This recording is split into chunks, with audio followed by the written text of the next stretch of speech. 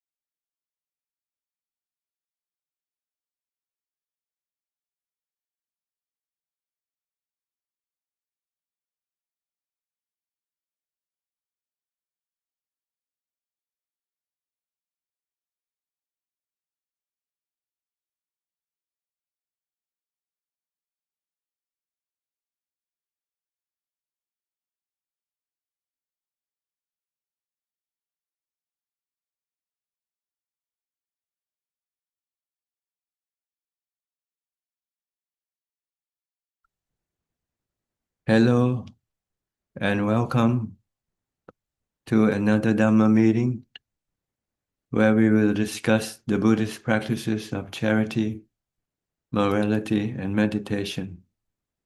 Everyone who's interested is welcome to join.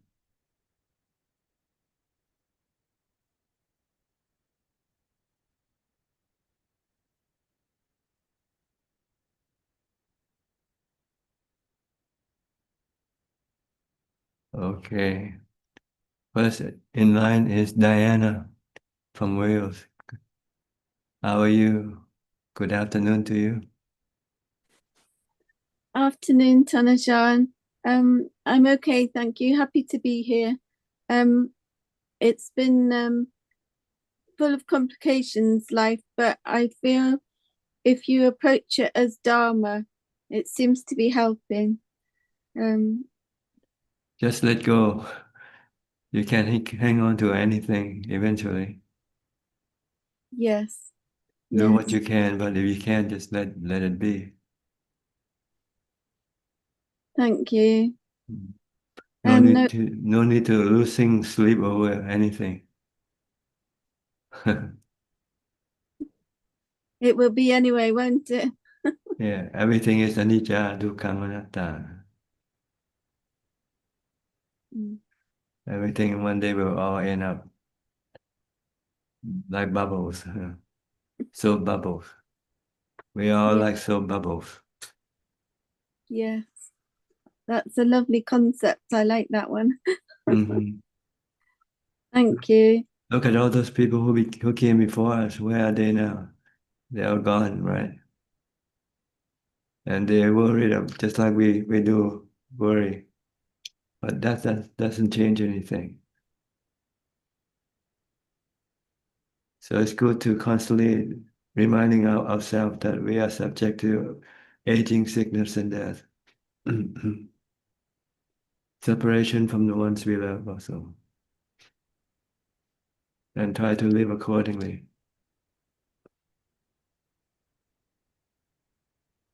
Okay? Thank you, Ajaan. You have no question? No. Okay. I'll go to our next participant, Jacob. Hi, Jacob from Germany.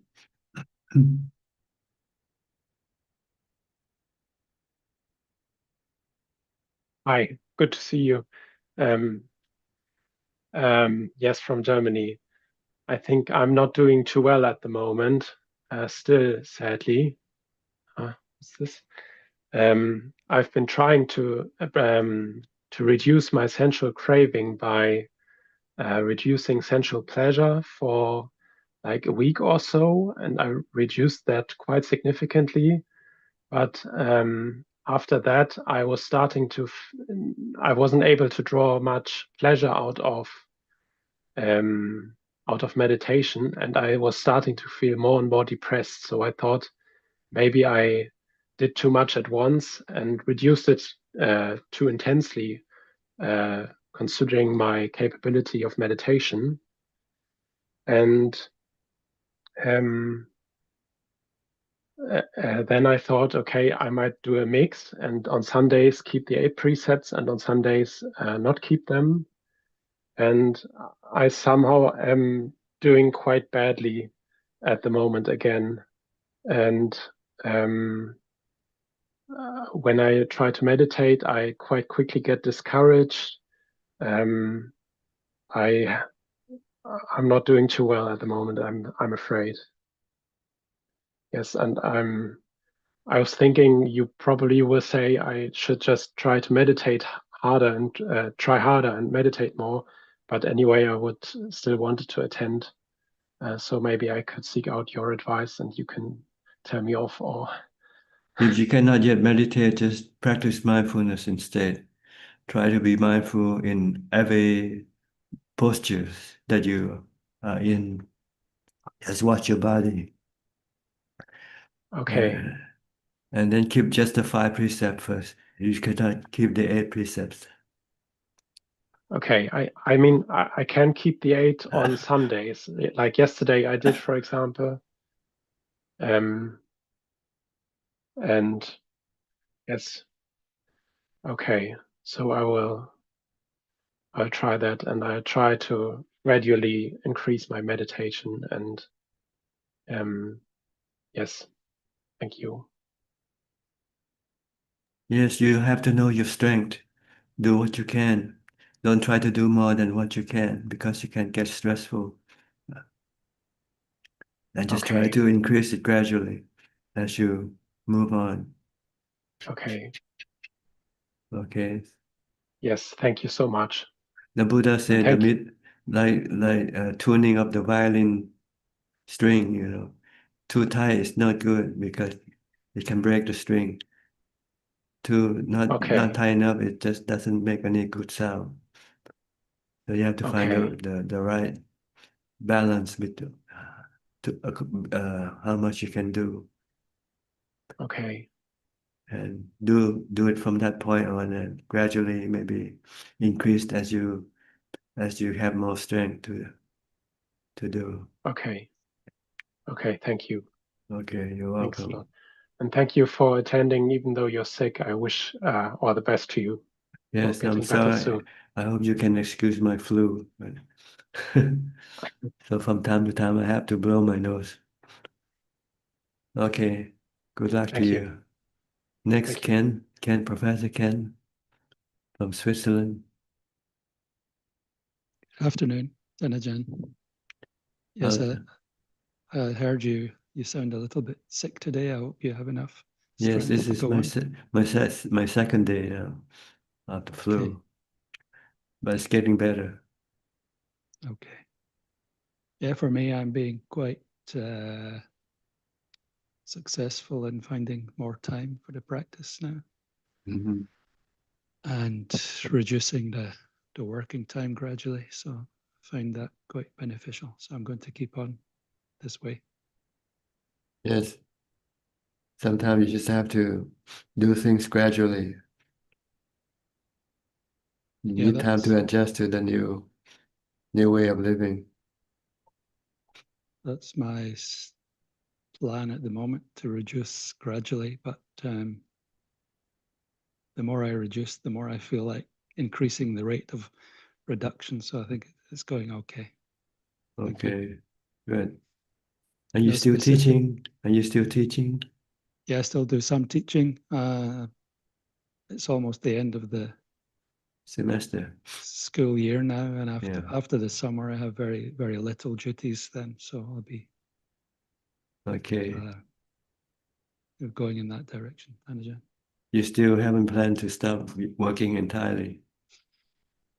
That's the plan. The question is when. I think it won't be too long now. Okay. I'm becoming less interested in the work and want to have more time for Yeah. practice. But a couple of Good. years ago, I tried the cold turkey approach of diving into full meditation, and it was a bit difficult. So I'm going more in a gradual. Yeah, gradual one. Yeah. Okay, good luck to you. Any Okay. question? No specific question now, Ajaan. Thank you. Okay, just keep being mindful all the time and meditate as much as you can. Okay. Okay, next, Justine. Thank you. Justine from California. Hi, Ajaan. I don't have any questions this week. I'm just here to listen and pay respect. And I hope you get better from your flu soon. Thank you. It will, but slowly. Nothing lasts forever. Even the flu don't last forever. You just have to be patient. Okay, next, Alvin from Malaysia. Hi. Namaskar, Ajaan. Yeah, my practice I've been struggling my practice. I've got knee pain, Tanajan, and I cannot sit half lotus. I've been trying to sit like this, but not half lotus, and my body cannot be straight up, and I've been struggling. So the mindfulness is just not there because the body posture is not right. I'm just wondering, Tanajan, can I use the lean against the wall to meditate? You can sit on a chair. Okay.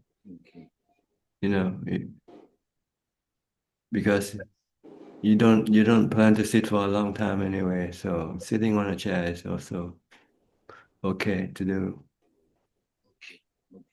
For the lotus posture, usually people want to sit for hours, So that posture is a good posture for a long sitting. Right. But if you cannot do it yet, just sit on the chair or sit on your bed or something. Okay. But don't lean against the wall, right? On the floor, because I usually sit on the floor.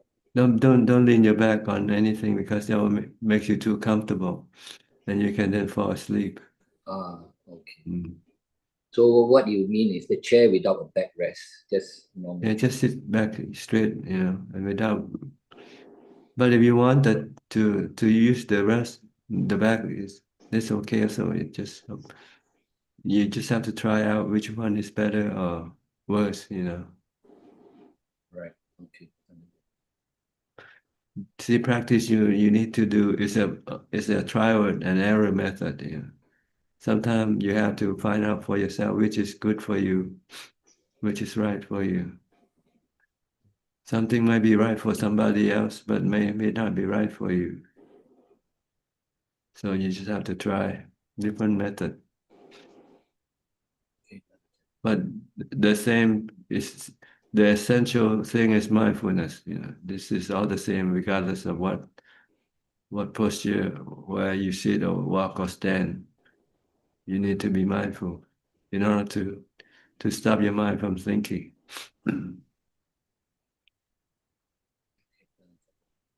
Okay.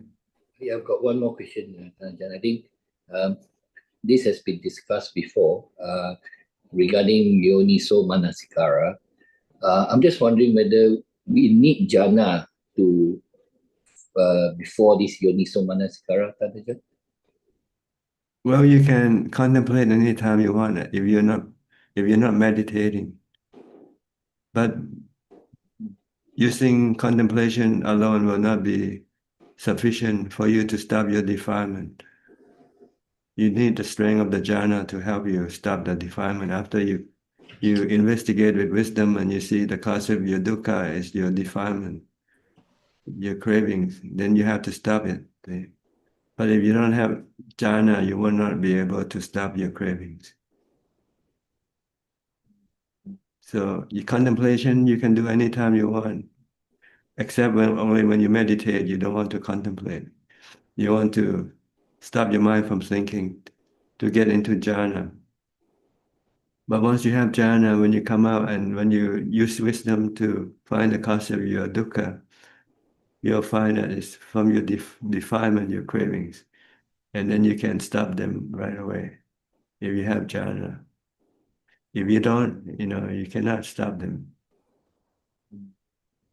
But you still can do this Yoniso Manasikara anytime, right? I mean, just Yes, except when you meditate. Yeah. When you meditate. see when you meant. When you meditate for jhana, you don't want to think. You have to stop thinking completely in order to be able to enter into jhana.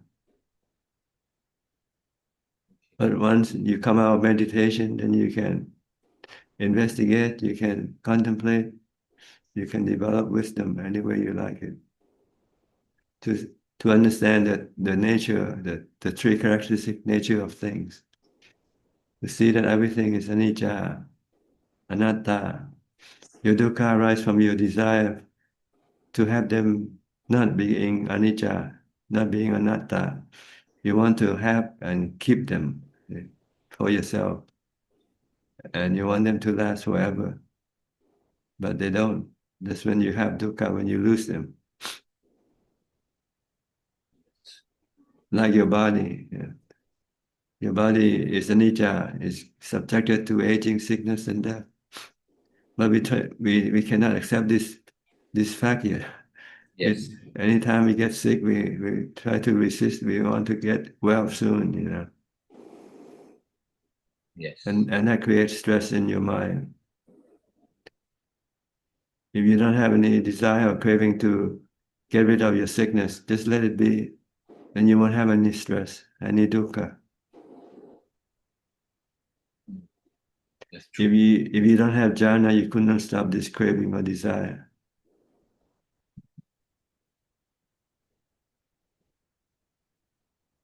Okay? Okay, thanks. Thanks, Tanajan. Thank you. Yeah. And get well soon, Tanajan. Thanks. Okay, thank you. Next, Gulit from Turkey, I think. Hi. Hi, hello, Tanajan. Wishing you good health. Thank you. I just wanted to thank you about what you shared on equanimity a couple of weeks ago and how to practice equanimity together with the other Brahma Viharas. It just brought me relief and clarified my understanding, I think. And actually, I also shared, what I learned with a friend who was also a bit confused, and it brought her relief as well. So I just wanted to thank you for that. Okay, you're welcome. You have any other question? No, I don't have any question. I'll be just listening today. Thank you. Okay. Go to Mike from New York. Hi, Mike. Good evening, Tanajan. I'm sorry you're feeling under the weather today. Yeah. I hope you get well soon. Anicca, the body is anicca. Anatta, you cannot control it. If you want So to true. control it, you get dukkha. So just accept what the body offer you, give you. The body can give you sickness, and eventually will give you death. But if you understand, if you practice, you'll find that you are not the body anyway. So why should you get all excited about it? Whatever is going to happen to the body. You're just a user of the body, like a driver of an automobile. Mm. So sometimes the automobile needs repair, so you put it in the shop, have it fixed. Like the body, sometimes you need to put it in a hospital to repair it, to fix it. But you're the user, you're not the one who gets sick, If you meditate, you can see this clearly, that the mind and the body are two separate entities. And then you can keep the mind calm and not being disturbed by whatever happened to the body. So meditation is a very important tool.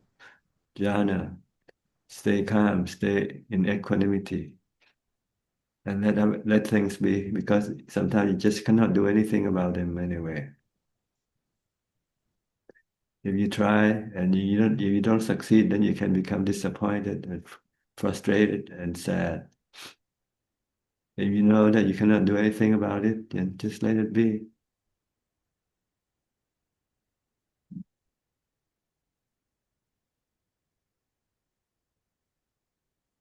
I hear that.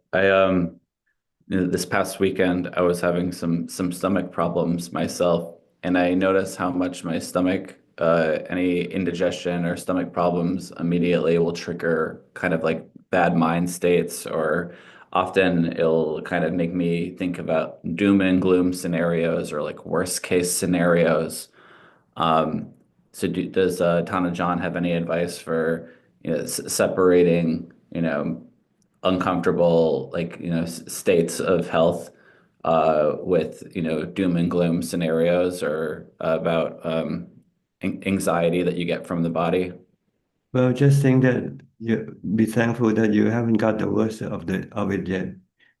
It can get worse, but right now it's not getting any worse, so be thankful. And be ready to accept if eventually it has to get worse. Because that's the path it's gonna go. The body eventually gonna end up dead. There's no other way. No U-turn from death. Just use meditation. Just stay calm and let it be. If you cannot do anything, anatta is not under your control.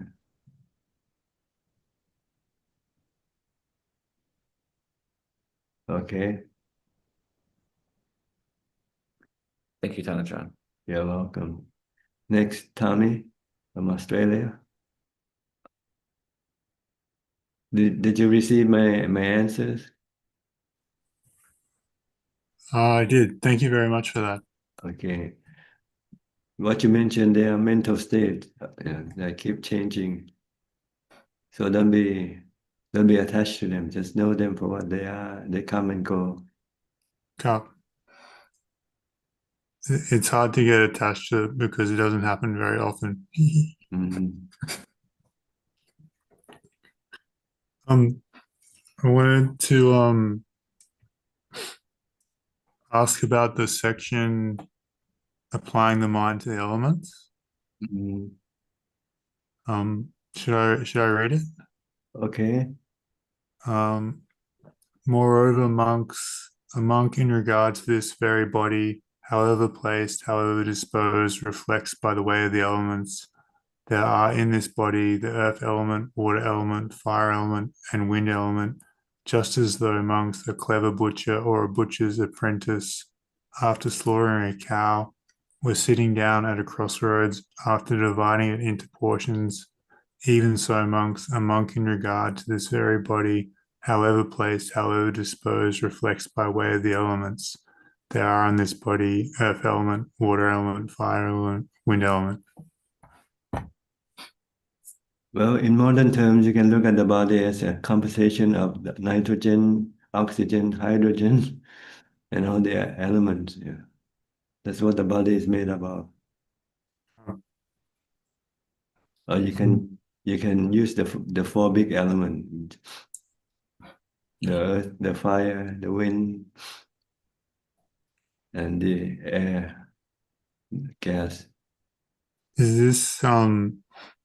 this a practice you do at a specific point? You do it until you see that this body is just a composition of the four elements. Yeah. And that there's no self, no I, no me in this body. Yeah. So do you do the Anapanasati section first? No, anapanasati is for jhana. When you contemplate, this is for wisdom, for understanding, for right understanding. We see the body as being us, right? Being ourselves. Yeah. When there is no self in this body, all there is in the body are just the four elements. Okay, I see. Is this instead of a suba? Well, it has different purpose. Asubha is to control your sexual desire. Why the four element is to get rid of your delusion, thinking that the body is you. Yeah. There's no you in this body. So do you do Anapanasati first, and then when the mind's peaceful, then apply it to the elements? No, when you use anapanasati, you're developing jhana. So you want to do just this alone. Don't do any contemplation even when your mind becomes calm. You want just to keep it calm for as long as possible first, so that you'll be able to control your mind anytime you want later on to stay calm. And once the jhana is developed, do you go? Fully, then you know you can stop your mind anytime. Then you can go and investigate the body, the feelings, and the states of mind. Okay, I see.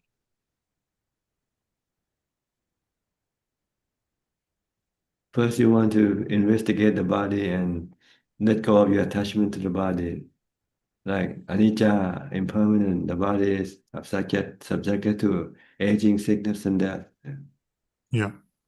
To stop your attachment or your craving for the body, not to get old, get sick, or die. Okay, I see. Then you contemplate the 32 parts of the 10 corpses to see that the body is not pleasant or good looking at all. Mm-hmm. So you can get rid of your sexual desire. This has to do more with other people's body. When you see a body attractive body, then you have to look the other way, look at the other side that is not that attractive. If you look under the skin, Mm-hmm. the beauty is skin deep, right? That's what the saying goes. Yeah. Once you look under the skin, you see all the organs in the body. You see the skeleton, you see the lungs, the heart, the liver, the intestines. Mm-hmm. So when you see these organs, your perception of beauty is gone. Right. Then when the perception of beauty is gone, then the sexual desire also disappear. Okay. So anytime when you have sexual desire, you have to use asukha. Right. And the body is made of the 4 elements. There is no self in this body. It's just the elements. Mm-hmm. And the 5th element is the mind, who investigate the 4 elements. Right. The mind just use the body, the 4 element, as the tool to access the sensual objects for its cravings. Is it possible to take the knowing element as an object? A knowing element, you don't have to investigate. You want to teach the knowing element not to be diluted with the other elements. Right. The knowing element right now is delusional. It doesn't have, it's not educated. It's avijja. So you need to educate the knowing element to Okay. see things as they are. First, you see the body as being impermanent, as being not good looking, and as being no self in this body. It's just a composition of the 4 elements. Right. So then you can let go of your attachment to the body entirely. Okay, I see. Once you have let go of your attachment of the body, then you investigate the nature of the feelings. Right. Feelings is made up of three different types of feeling: good feeling, bad feelings, and neutral feelings. Usually this comes from the body. When you're hungry, you have bad feelings.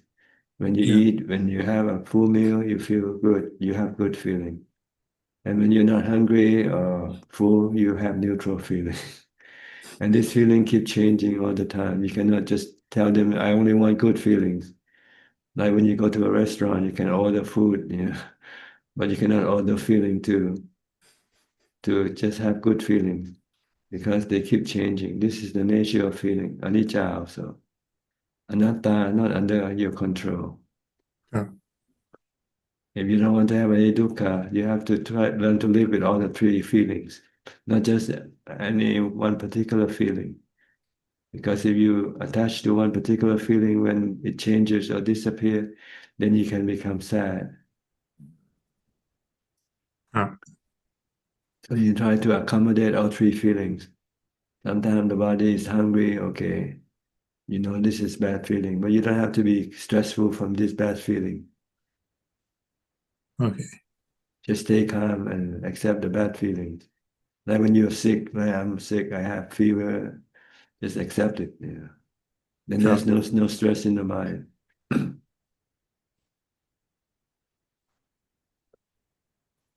You can also use the fact that it's anicca, sooner or later will disappear.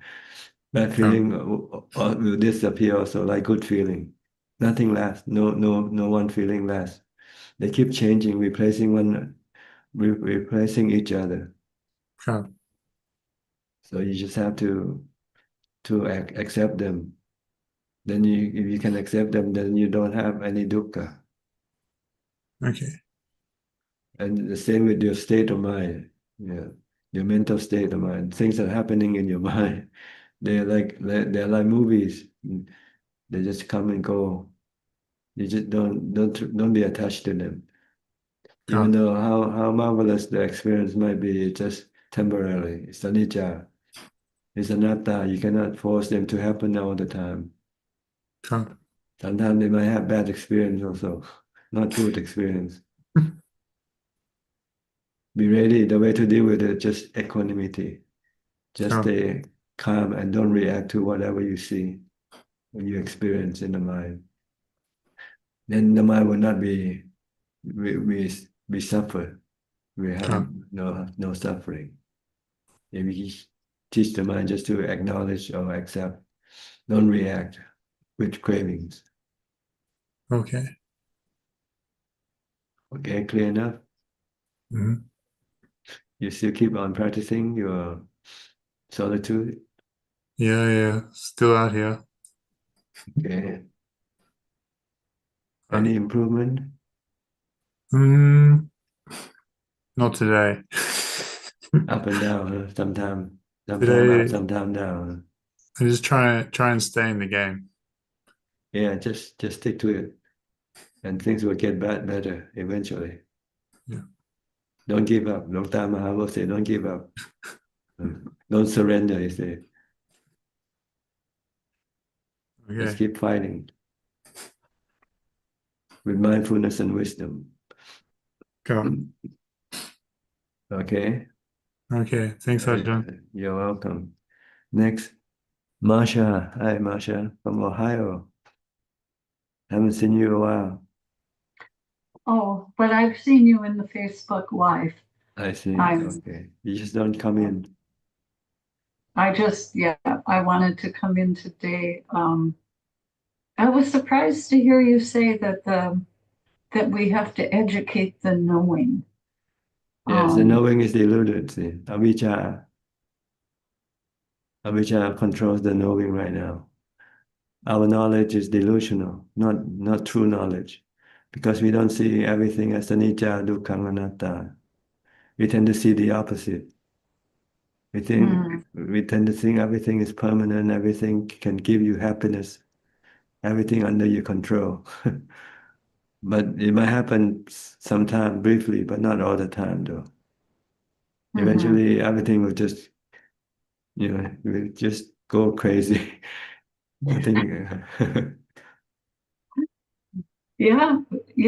Actually, I think about that sometimes, when the unpleasant feeling comes, or like the little indigestion, digestive upset. And so lately I just say, well, just know it, just watch it, because when the time of death comes, what will be coming then? Will I be able to, handle whatever discomfort the body goes through at that time? So I'm thinking, just go with it, just let it be the way it is. yes. And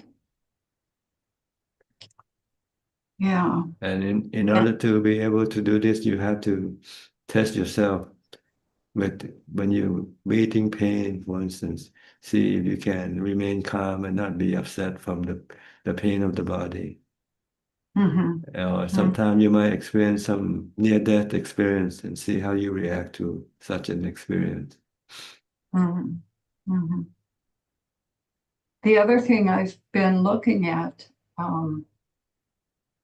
I'm just trying to be aware all the time. My formal practice is, I haven't been in a situation the last month where I've been steady in my practice, but I'm always keeping track of my mind.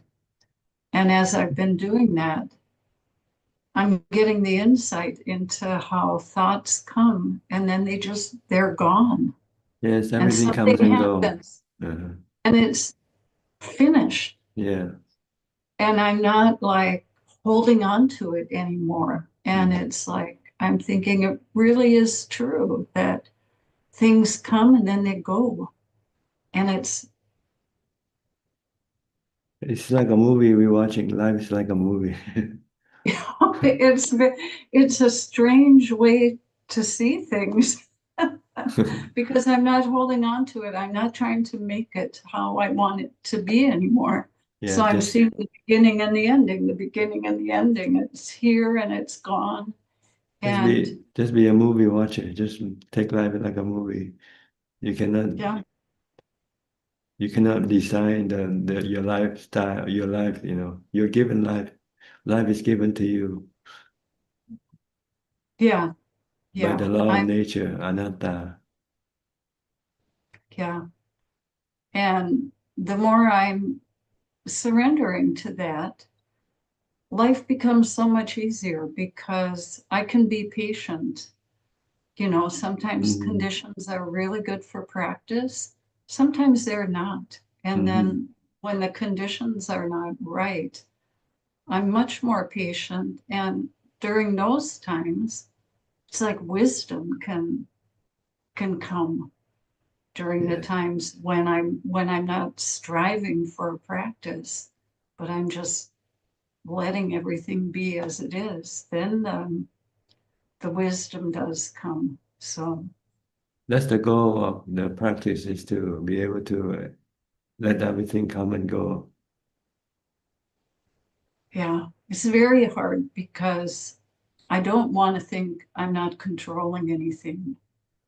But as I watch more and more, I realize there isn't, the I is not there.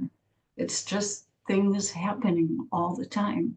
Yes, there are conditions that cause things to happen, and there are conditions that cause things to disappear. Yeah, yeah. So I'm seeing that a little bit. It's encouraging. So Yeah. So if you just accept them and not try to control them, then you will have no stress. Yeah, you just be a watcher, a movie watcher. That's right. And then to be okay with not doing anything. Yeah. That's a hard place to be too. It's like I should be doing something. No, it's all this is just happening and it's coming and going. So let it be. Yeah. I don't know. Do only what you have to, like looking after your body. This is something you still have to do. Yeah, yeah, But if you get to the point where you can no longer look after your body, you also have to let go. yeah, yeah. So anyway, that's where I'm at. It's a different energy when I come into the room. It's like I feel very connected to all of you. So I just wanted to be in here today, and I hope you're feeling better soon. Yeah, I'm feeling better now. It's amazing to me that from all the good wishes. Oh, good. Because when I get the flu, I get a brain fog, and you're sitting here and you're as clear as ever. And so that's good for us You to see. separate the mind from the body. Yeah, The mind yeah, doesn't get sick. It's the body that gets sick. yeah, yeah.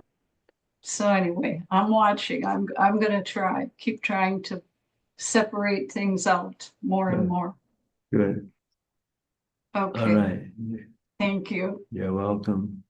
Next, Nida and Saket. You also been away for a while. How's life? Better now?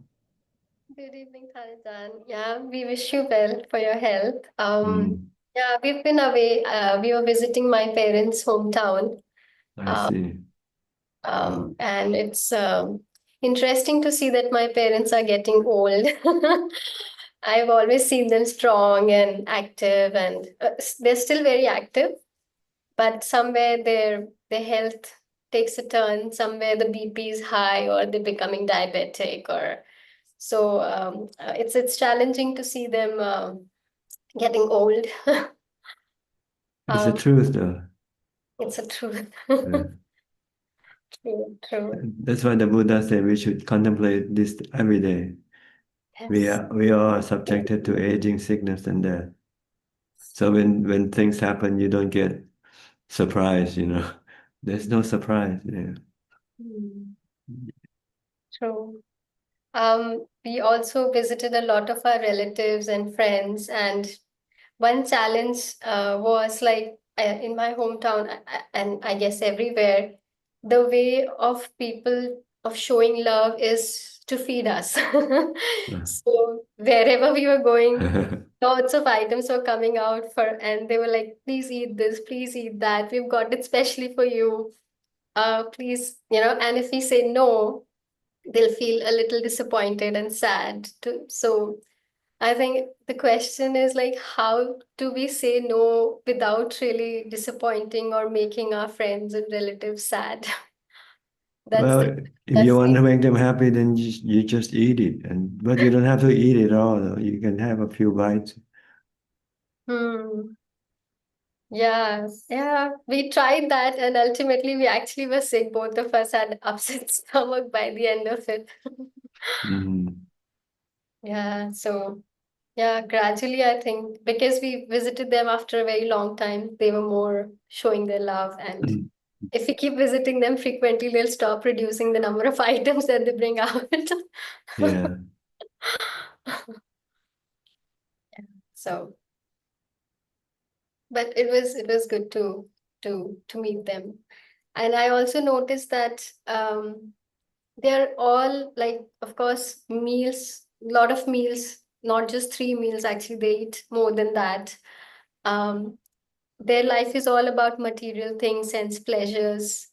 And I feel they're not really ready to deal with um, this old age, sickness, and death.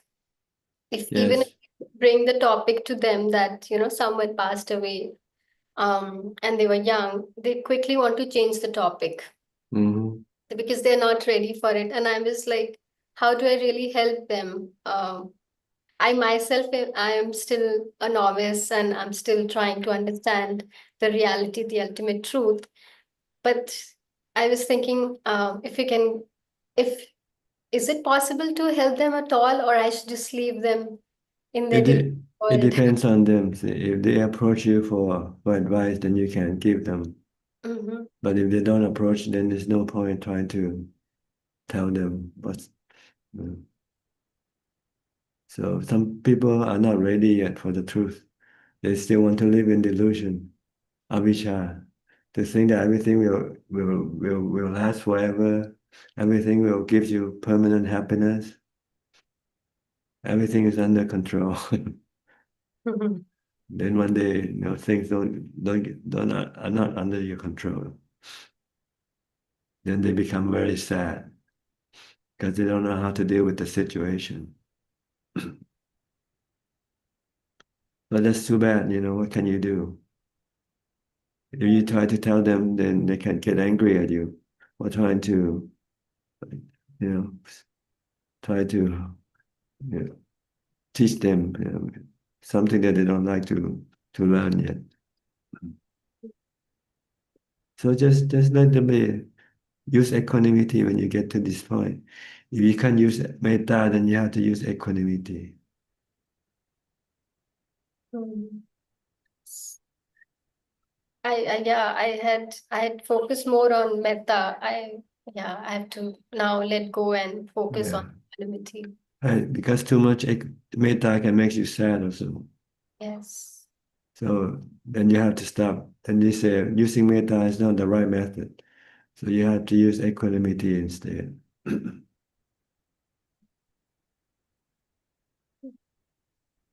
Okay. How about you, Saket? Yes, namaskaram, Frajan. Uh, so, Frajan, first of all, I wish you well and I hope you get well soon. Um, I had a question around, uh, now I understand that there are some 40 Kamatthana meditations, and including, for example, the meditation on the Buddha, recollection of the Buddha. Uh-huh. And my understanding is when we are chanting Buddho, then that's Yes. an example of that recollection of the Buddha, that Kammatthana meditation. Yes. And I was wondering, do the Kammatthana meditations take us all the way? Or is it that they only take us up to a certain milestone, like first jhana or something of that sort? Yes, they usually take you to eventually to the fourth jhana. But there are some other kammatthana that takes you beyond the jhana. When you contemplate on the 32 parts of the body, then you're developing wisdom. You're approaching the sotapanna level. Like we talked to Tommy earlier on about the four elements. Then Yes. this is wisdom. Kammatthana can be either for the development of jhana or for the development of wisdom. But Okay. for us beginners, we use the anusati, what we call recollection, kammatthana, like recollecting the Buddha, the Dhamma, the Sangha, recollecting of the breathing, for instance. Excuse me.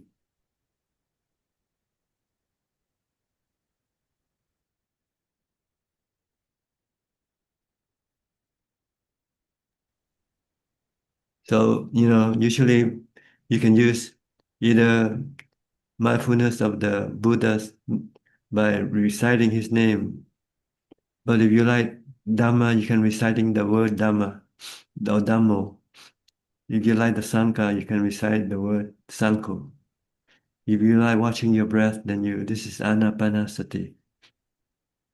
Some people like to recollecting on death. You can also think about death. Some people like to develop through the development of metta, the four Brahma Vihara. So it depends on your preference. Whichever method is right for you, then you use this method. Certainly, Frajan. Yes, that answers the question. Thank you so much. But generally, I think Anapanasati is the way to go for most, because that's what the Buddha taught in the four foundations of mindfulness. Yes. Unfortunately, Frajan, once I tried to do Anapanasati meditation, but I keep facing various challenges. Sometimes I feel that I'm just controlling my breath, or sometimes I have a lot of thoughts, again around control, and it seems to spiral in a different direction. But when I do Buddho, chanting Buddho, then that does help my mind calm down, and I'm able to do that anytime, and that's easier for me. Yes, Buddha is easier because you don't require as much concentration like watching the breath. Yeah. So first you might try Buddha, then once you have strong concentration, then you might switch to watching the breath. Okay, I can try that. Yes. Yeah. You can use Buddha. It can also take you all the way to the fourth jhana. I heard people using Buddha after 5 minutes, then the mind just like falling from a high place, and then it becomes still and peaceful. So Buddha is quite a popular meditation object in Thailand because Thai people usually have great respect for the Buddha.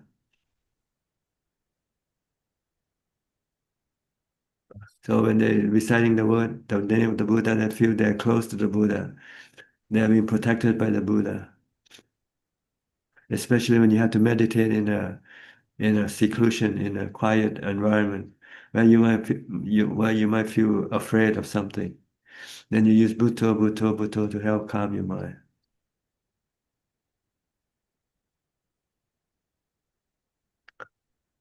Certainly. Thank you very much, Raja.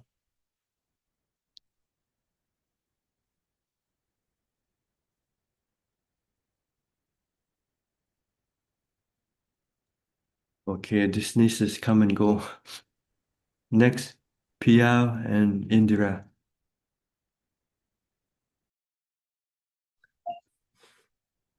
Good morning.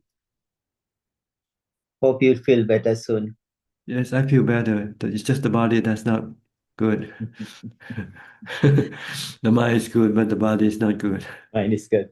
Yeah. Yeah, it's nice you can separate the body from the mind. I think the body can suffer, but the mind doesn't have to. It's like, remember the sutra, Buddha talks about the two arrows. One, you hit with one arrow, but you keep adding more arrows to the mind. So suffering, I guess, suffering is optional. Pain is inevitable. Suffering is optional. Yes, suffering can be get rid mental. of. Yeah, it's a mental thing. If you know how to deal with it. Yeah, it's not easy, but it's not easy. Thank you so much for giving us time, Ajaan, and hope you feel better soon. All right, thank you. You have no question today? No comment? Yeah, a couple of comments if you don't mind. Remember, the first person asked from Germany, I think the path is gradual. Buddha very clearly said that, like as you said, the violin, the example, or swimming across. When you try very hard, you can drown. So if you stay still, you can still drown. You just have to get the right rhythm to swim across. So anupuppa sikha, anupuppa kirya, anupuppa pratipada, meaning anupuppa meaning gradual. The gradual path, gradual training, gradual pratipada. So it's very clearly the Anguttara Nikaya 820, he talks about how gradual. I mean, it depends on each person, as you said. The samma comes in there. What's samma? The effort you put depends on the person, your knowledge, your wisdom, the capabilities, and so forth. As you said, pachatang vedita bovinyo hiti, right? So so that way, so that's one comment. So I think it's if you try too hard, might be also be counter productive in the path, right? I believe just the gradual path is the best. Your speed.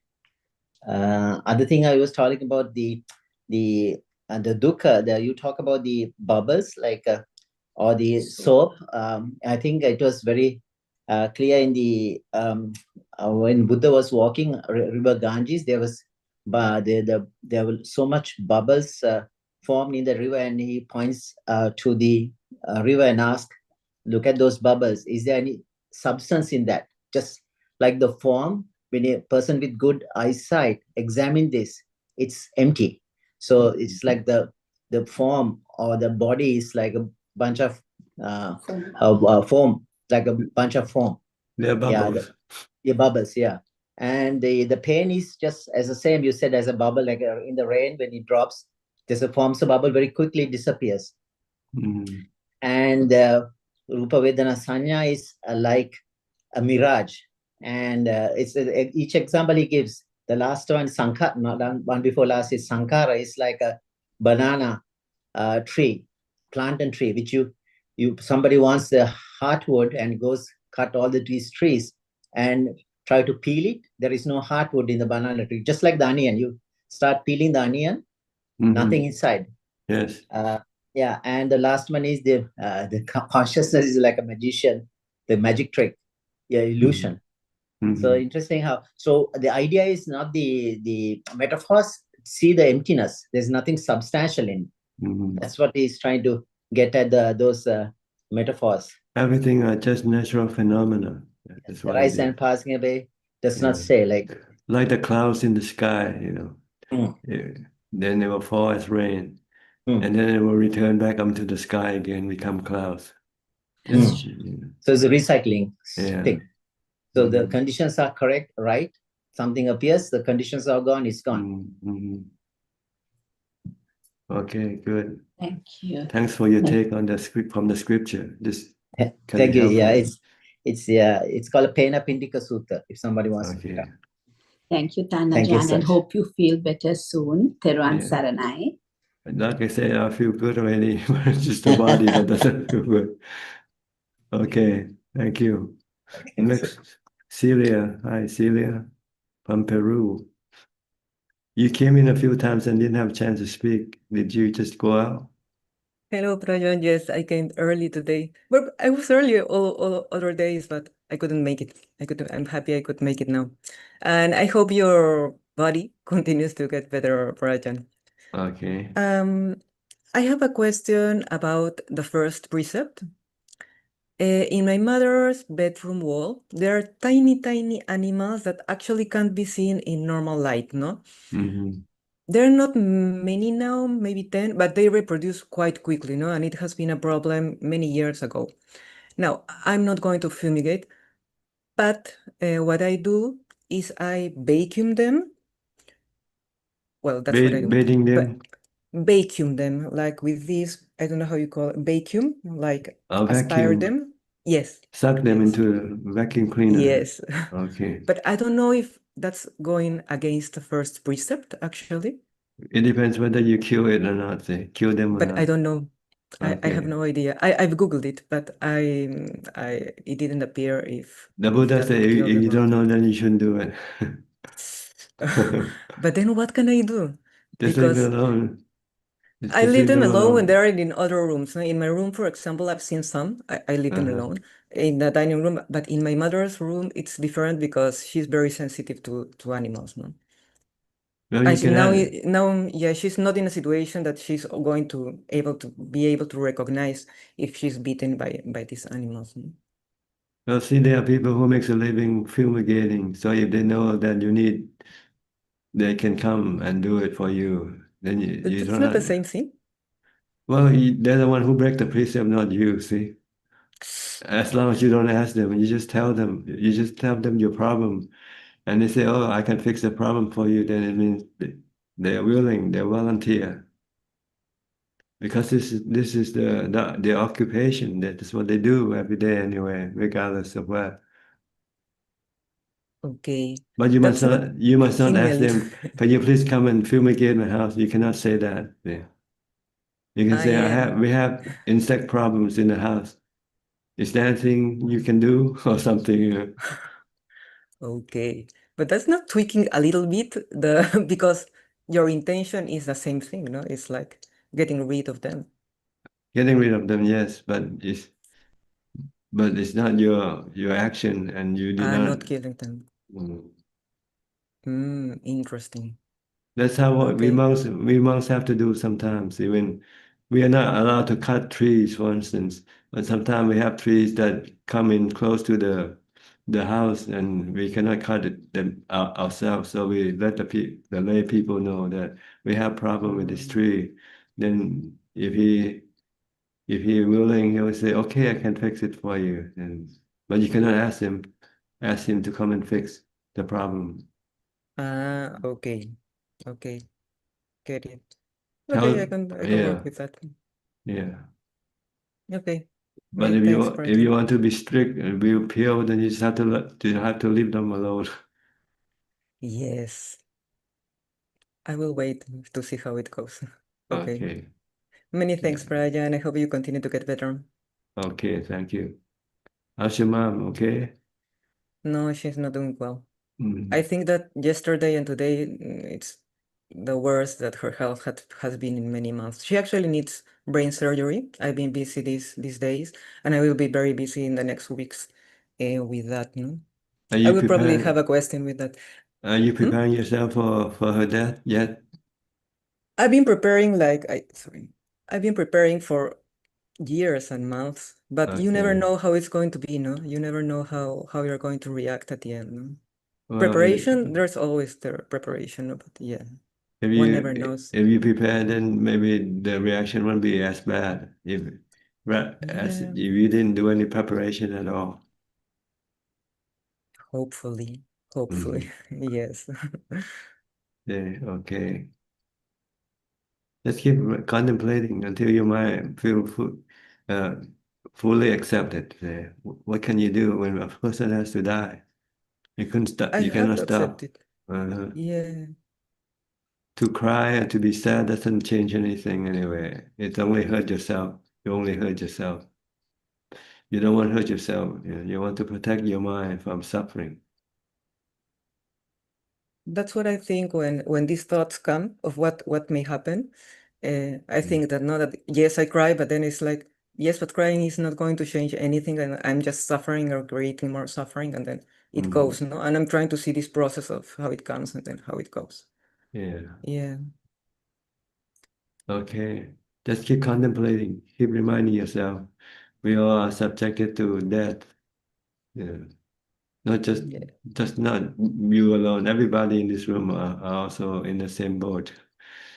Yeah. We're all in the same boat. It's just a matter of who goes first, that's all. That's true. That's true. Not only us, but all the people that we love, Everybody no? that So you yeah. know. Everybody Yeah, in the so world, in this whole world. yeah. Okay. I'm trying to remember that every single day. I think that helps also. Yeah, it helps. Anicca, like you say, anicca, dukkha, anatta. See, You I do forget dukkha, your. anicca, nat. Okay, good. Many Keep thanks, doing it. Rajan. You're welcome. I will. Next. Thank you very much. Okay, Cole, your turn. You also been away a few weeks. Yes, hi Ajaan. Hope you get better soon. I have been watching on Facebook and I also stayed at Wat Metta for a few days and found it very nice. I think a big difference I notice is when I go to monasteries and we do work, no one complains too much. But in the real world, there's a lot more complaining, or outside the monastery, same world.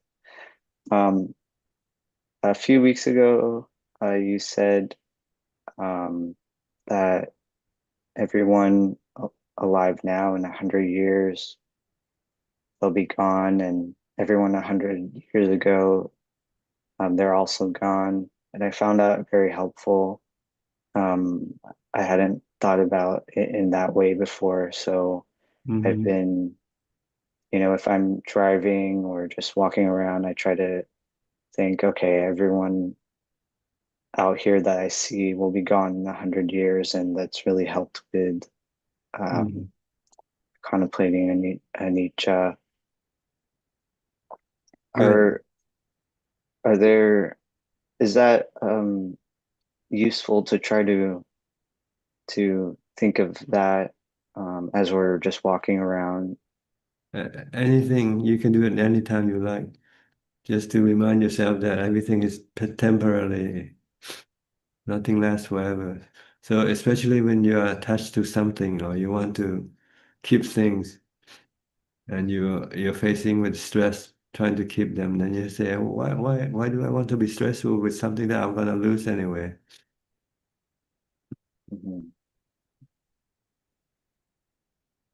Yes, I find that you can apply that to all the belongings you have. That same concept. Oh, in 100 years, all this stuff will be Yes. will Look at be those gone. people who came before us 100 years before. They're all gone, right? So we're just like Anyway, bubbles. We're just like bubbles. We're soap bubbles. Sophisticated bubbles, yeah, but the same. Don't last. It doesn't last.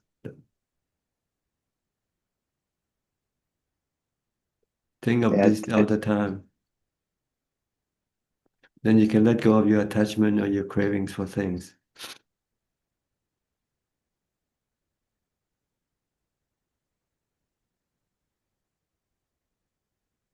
You have a different attitude toward things. You can say, okay, if you can have it, fine. If you don't have it, that's also fine. Because in the end, you're gonna lose it anyway.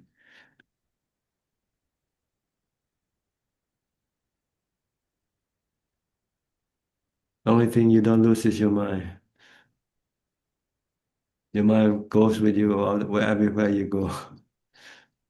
So it's your responsibility to keep the mind happy all the time. That's the goal of practice. Keep the mind happy. Get rid of any suffering or stress in your mind. Don't let it enter into your mind because it's harmful to your mind.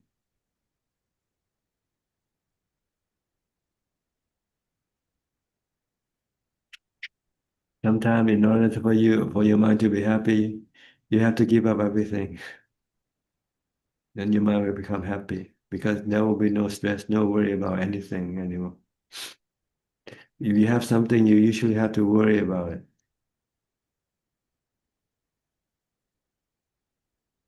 If you have nothing, then there's nothing to worry. Try to live it as little as possible.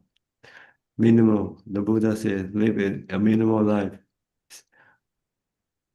Like he instructs us to have only 8 pieces of possession. 1 bowl, 3 pieces of rope, a razor, needle and thread, and a belt, and a water strainer. That's all the amount need for his existence.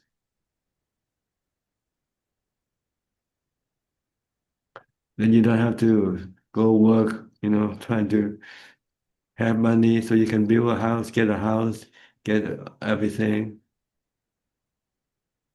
Then you won't have time to manage your mind. You won't have time to meditate. So you can live like a monk, then you have all the time to meditate, to manage your mind. The monks don't have anything to do except in the morning go and collect food, for the body. And after that, you just go and meditate, practice mindfulness, or study the Dhamma teaching. I'm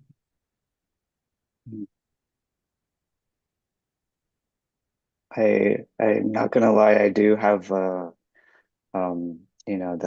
desire to ordain is that comes up more often than before.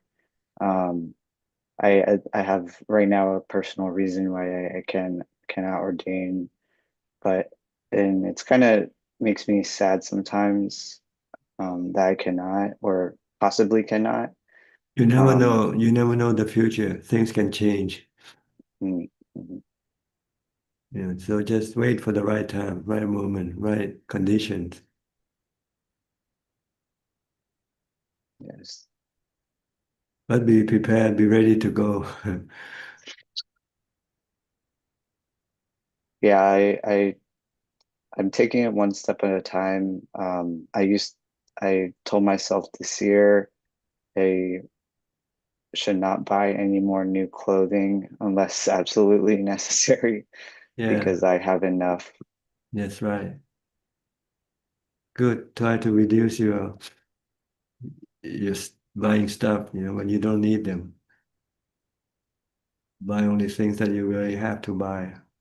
Otherwise, just keep your money to support your meditation. Okay. Okay, thank you so much, Ajaan. You're welcome. Next, Good to see you. Nining from Indonesia. Yeah, Ajaan. Did you go back to Indonesia already? No, I'm in Kochi on Ajaan. Oh, you're still here, huh? Yeah, How many days now have you been here? now 10 days. 10 days. You plan to stay for 12 days? Sorry, 11. 11 days. Yeah. So the day after tomorrow, I will meet Ajaan in Sala I see. to say goodbye. Okay. How is your practice? Good? Oh, my practice going well. I'm very happy, Ajaan. I am the mind. Yeah, Ajaan. So, Ajaan, I'm very happy and I never give up. And can I say that the purpose of my practice is to activate my knowing element and also to be happy even without life. Is it correct, Ajahn? Yes, you don't need the body for the mind to exist. The mind can exist alone without the body. When people die, the mind exists alone as a spiritual being. Only that they still have defilement within their mind. They still suffer. They still take birth. But if you practice until you become an arahant, then you will have a happy mind, a mind that doesn't have any defilement and doesn't take any rebirth. Yeah, that's why, because when entering the samadhi, it means that the vijnana is not the vijnana in the four namakanda. It is not, but it is the knowing element. Is it correct, Ajahn? See, the knowing element, when it exists without the body, we call it vijnana. But when it still exists with the body, we call it the knowing element with the four functions: Vedana, Sanya, Sankhara, and Vijnana. Okay. So I hope I can maintain my calm at home. Yes, if you can make your mind happy without having to rely on your body, then you might not have to come back and reborn again as a human. Yeah, that's my goal, Ajahn. Because I feel happy, and here also I feel the compassion and also Ajahn loving kindness, because Ajahn make this place and give the opportunity for female to practice, and I become more and more happy here. So I'm very thankful to Ajahn. Okay, And as Ajahn said before to Ko, that I will spend my money and resources for supporting my practice, Ajahn. That's right. Good. Yeah, because that's Don't support your cravings. no. I even forget that my craving for food or anything else. I live here. Even when I'm happy with my samadhi, and also when the animal, Ajahn, because I do meditation in the tent. Sometimes at night, so many animal, and then I just recite, I am the mind, I am the mind. Yes, At that time, you're not the body. Yeah, at that time, my fear of death slowly disappear. Yes. Disappear, Ajahn.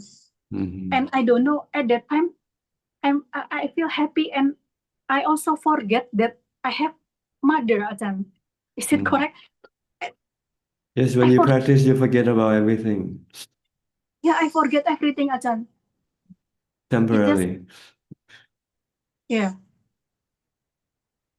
You only focus on your mind.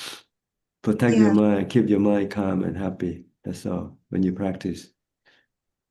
This afternoon, my mindfulness is at its peak. And every time my mindfulness on track, I got diarrhea, heavy diarrhea. It happened on and on again and again. I don't know why. Because my body very hot, and also the head, everything very, I feel very hot. Just acknowledge it and don't worry about it. You cannot control your body.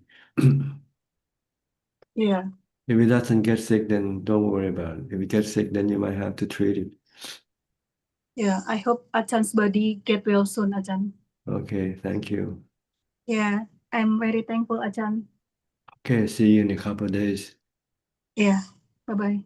Okay, next step from Oregon. Hi, Ajahn. How are you? Good, Sorry, thank you.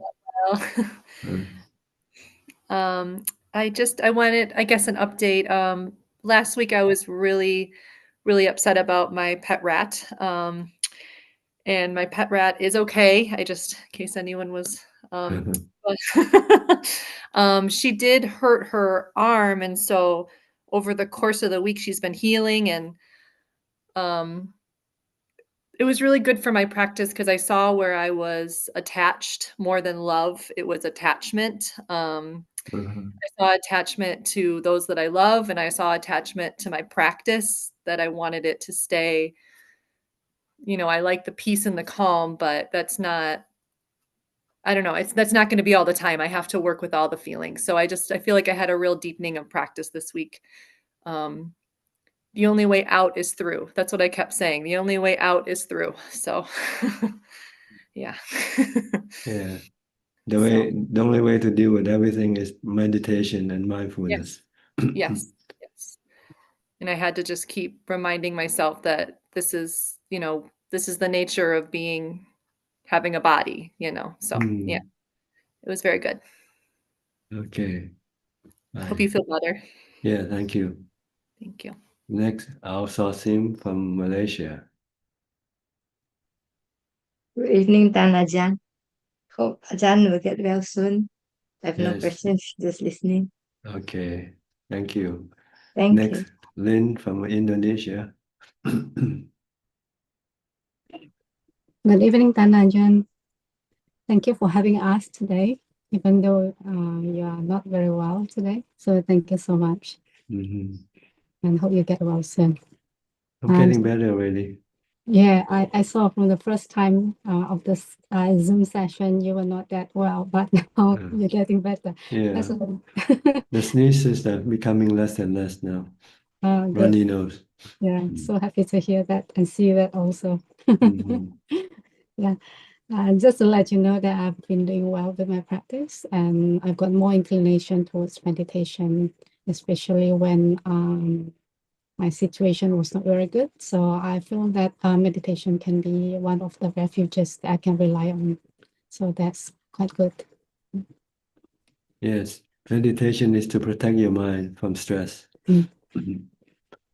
If you have mindfulness, you have jhana, then no stress can enter into your mind. Yes. So keep practicing, okay? I will. Thank you. Thank you You're very much. welcome. Thank you. Next, Christine. Christine Coe, are you driving or are you parking? Yeah, I in the car just now. I went to eat my dinner. I have no time to go back to my home, so I sit in the car and wait for my turn. I see. Did you have good meal? Did you have a good meal? Yeah, good meal because I didn't had my lunch and then I have my dinner. So you're not keeping the 8 precept? Yeah, I just back from Thailand, 2 weeks in Thailand. What did you do in Thailand? Yeah, I went to many temples and some temples got the abbot birthday. So we went there to celebrate few abbot's birthday. And Not to I go went to meditate, not to go to meditate. I went to Long Po Kan Ha's place for 8 precept as well. Okay, good. Yeah, and I went to Long Po Chiak Oh, Chedi as well. okay. Wow, the chedi when I woke up is so hot and I walk down also so hot, burn my leg. Then I feel, this is the dukkha I have to suffer before I achieve nibbana. It's so pain until I almost cry. Because under the hot sun, the Yes. burning on the tiles or the I feel the body is really give us suffer. It's not easy to achieve. Yeah, the goal is to accept the pain of the body and not be disturbed by it. Keep the mind calm under all conditions, good or bad conditions of the body, the mind should remain calm. Yeah, and I went to Ratanawan, nearby Long Po Kan Ha's temple. Also same, the chedi when we walk there, the Lord Buddha chedi, it's like wow, It's so hot until I almost also want to cry. The body is not easy, especially when we are having good situation at home or at monastery. If we really like Ajaan said, if we face the challenge, then we know. We thought it's so easy for get rid of paikandas. It's not that easy, It's not huh? easy. It's not easy. When we really face it, then you know what is Vedana. Oh my God. I pain. I do almost cry. Although I like mindful on my foot. Oh, wow, really burning. And I went to many places also, and some of the Thai people asking me whether I'm Kun Thai. How I wish I am. Yeah, and hopefully another few months I also got chance to pay respect to Ajaan as well in future. Okay. Yeah. Nothing more. I just come in to pay respect to Ajaan, and hopefully your body is getting recovery fast. Yes. Just drive Mm. safely, okay? Yeah. Happy to see you, Ajaan. Yeah, okay. Thank you. Bye-bye. Goodbye. Next, Philip from Malaysia. Hi, Philip. Hello, Ajaan. Just wish that you will recover well. I don't have any questions. Everything has been a good summary of the teachings that we have been teaching all these years. I don't have any questions. It reinforces. Yeah. Yeah. The practice of mindfulness, meditation, and wisdom. Yeah, correct. That's And what we have to- even the question that Alvin asked earlier regarding whether you use mindfulness and also contemplation of wisdom, you actually answered that question on my second visit to you 8 years ago. Exactly the same thing. Exactly, I think almost word for word. So yeah, it's actually a very good summary. And yeah, with you getting your core and things, the first thing that popped up on my mind was sickness, aging, and suffering. When I heard your voice, but that was just automatic. But anyway, thank you, Danaja, for your teaching. I don't have any question. Okay, you're welcome. Next, 840. Hi. Can you unmute your microphone?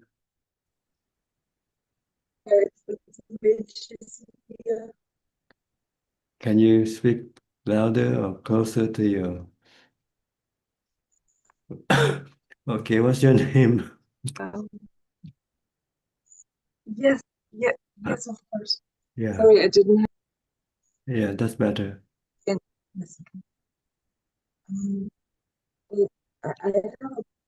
I have a bunch of questions. Maybe the most important one would be, what would you suggest would be the fastest way from now to finishing? The fastest way to what? Getting it done, way to reach certain stages. Your sound doesn't come loud or continuous. It comes on and off, so very difficult to understand what you're trying to say. Okay, say again whatever you said. What would you would you say would be the fastest way to achieve success in meditation? Well, there's really only one goal, isn't it? Can you try using the microphone, the computer microphone instead? Just Plug off the mic. unplug your earphone. Yes. That's better. I'm sorry, I wasn't aware of my sound quality. Yeah, this is very good now. Oh, okay, good. Where are you from so, in the first place? Where are you from? well, natively I'm from Russia. Right now I ordained in Thailand. And you stay in where? Where in Thailand are you staying? Well, right now I'm in between temples, so to speak. I see. Just choosing the right temple for you. Huh? I have well I have as you said, it would be wonderful if it was really just the razor, the strainer, and so forth. However, there's also visa and these kinds of things. Yes, So that's the new reality. it's very strange. And so I'm navigating it. I'm looking for a place to basically stay and practice until I'm done. That's my only goal, really. Where did you start?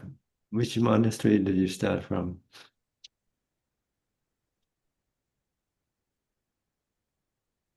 Well, I ordained it at Wat Siri Sadavan. In Thailand or? Yes, in Nong Bua Lumpur. Okay. And then from there you keep going from temples to find the right one for you.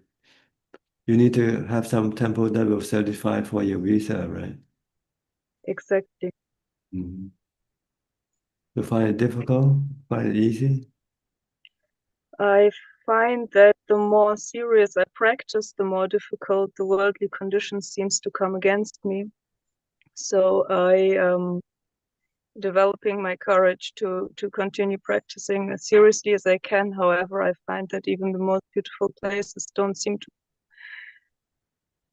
permit for apparently the level of serious practice that I thought was the normal thing when one goes forth. So that's where I'm a bit stuck right now. Yes, I think the real problem is inside your mind, not the outside.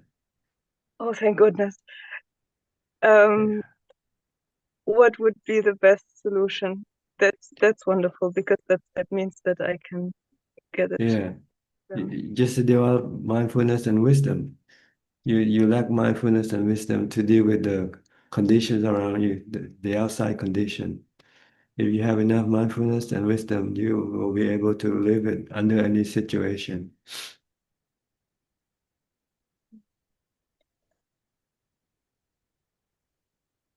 So concentrate on developing mindfulness and jhana, and then wisdom. When you're not practicing meditation, then just keep contemplating. Everything is anicca, dukkha, anatta. Can I ask something specific about this? Does time Sure, permit? sure, go ahead. I come from a very strict lineage of upachara samadhi, vipassana, basically. I was practicing like over 10 years, about 12 years, something like this, and very seriously, like much more seriously than barely like most people that I ever met, really. So since I ordained in Thailand because I wanted to give my whole life only for the practice and reach the goal, I had to basically change to practice for Appana Samadhi only, which is for in a way completely new, because I mean I was practicing basically. I mean, I think you're very accustomed also to the Ubakin tradition, like Lady Sayadaw, Goenka, like this whole crap, and I so now it's a bit strange of a mix to have started with basically vipassana and body contemplation and body scanning and practicing with the 4 elements, and now it's really just trying to keep the attention only at the breath and trying to do nothing else absolutely. However, of course, all the things I've practiced, they keep coming up, so there's still a lot of, I don't know how you call it, like basically panya that just comes by itself, and it's almost like disturbing just the pure anapanasati. So I'm a bit unsure on how to continue practicing, especially because I was used to give my most amount of energy to body contemplation and feeling Vedana and practicing my Upekkha.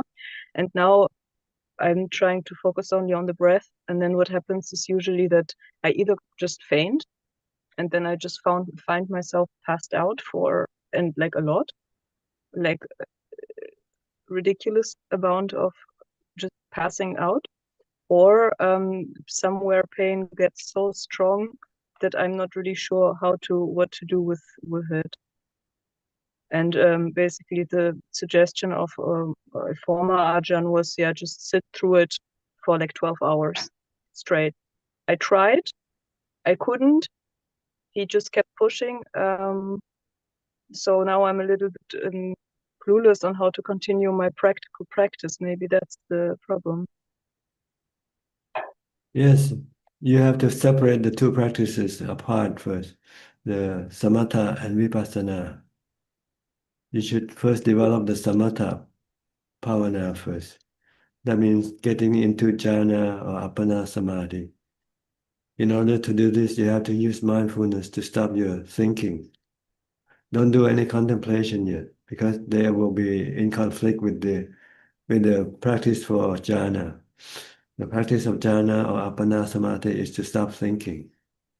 And if you do develop wisdom by contemplating, you will be disturbing or blocking your ability to enter into jhana.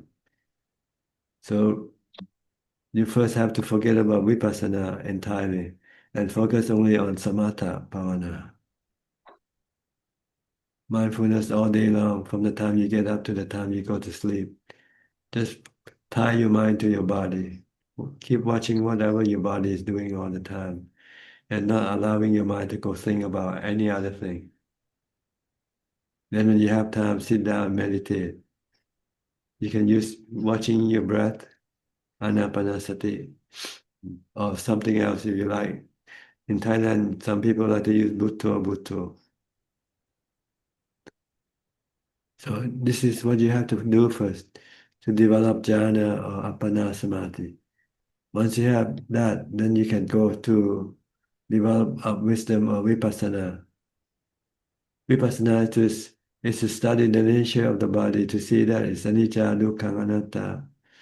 And you have to accept the body for what it is. It's gonna be getting old, getting sick, and die. You should not have any cravings for the body, not to get old, not to get sick or die. See? And in order to stop the craving, you need to have jhana. Once you have jhana and you find out that your stress or anxiety comes from your cravings for the body not to get old, get sick, and die. So you just stop your cravings. Once you stop your craving by accepting aging, sickness, and death, then there will be no dukkha. See? That's the goal of practice, is to get rid of dukkha in the mind by getting rid of the cravings, by seeing everything as anicca, dukkha, anatta. So how will I know that it's the time to start the contemplation? Well, when you get into jhana first, when your mind becomes fully calm and happy, and you can enter into jhana anytime you like, until you become proficient with your jhana practice. Then after, then you can then use vipassana, contemplation or wisdom to teach your mind to let go of your body, your feelings, and your state of mind.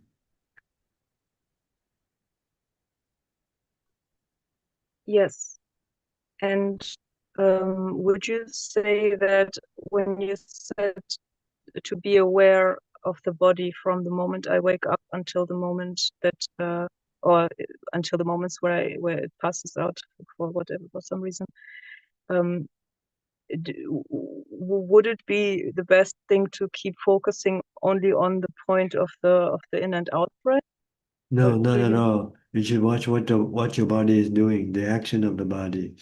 If you're eating, watch the eating. If you're walking, watch the walking. Don't watch the breath. You only watch the breath when you sit down and meditate.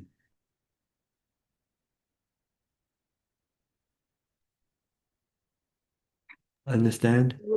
Would that be would are you referring, or would that be more sampajanya or more Vedanupassana?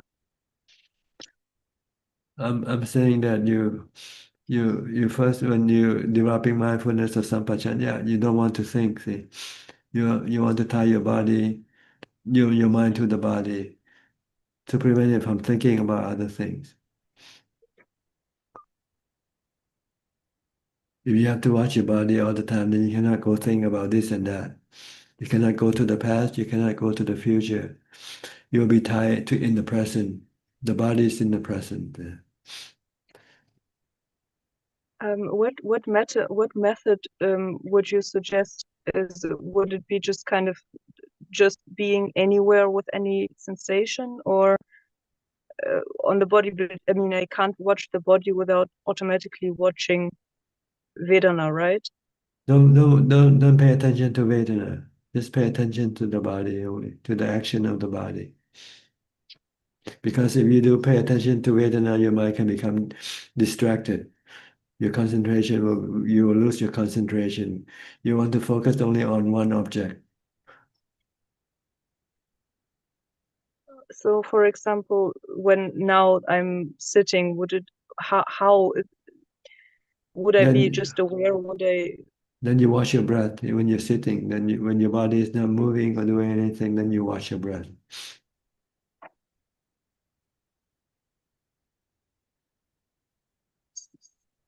But how is it possible, sir, to watch my say walking without automatically watching the feeling of the walking?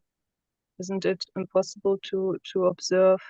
You don't have to. You just pay attention to one only. You don't have to pay attention to both. You can choose. So I guess my question is, what is it then that I'm paying attention to? What your body is doing. If you're eating, just watch the eating.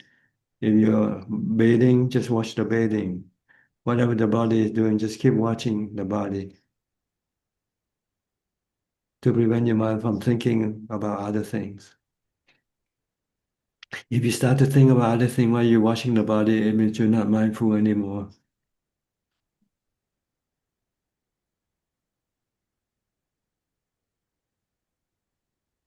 Understand? Not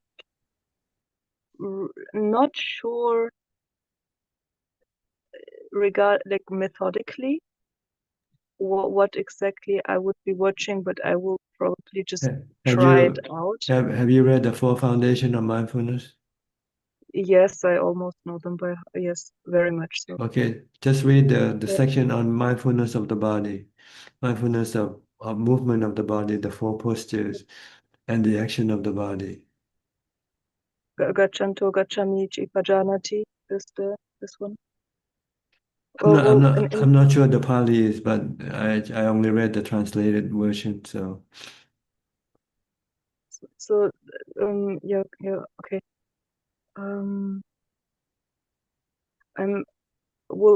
I guess in the translation it would be he understands, right? It's like when he's walking, he understands he's walking. That's right, that's right. When he's eating, he understands he's eating. When he's bathing, he understands that he's bathing. Not bathing and then think about some other thing at the same time. That's what it means. Would it be helpful to try to focus on the breath when there's a lot of thinking?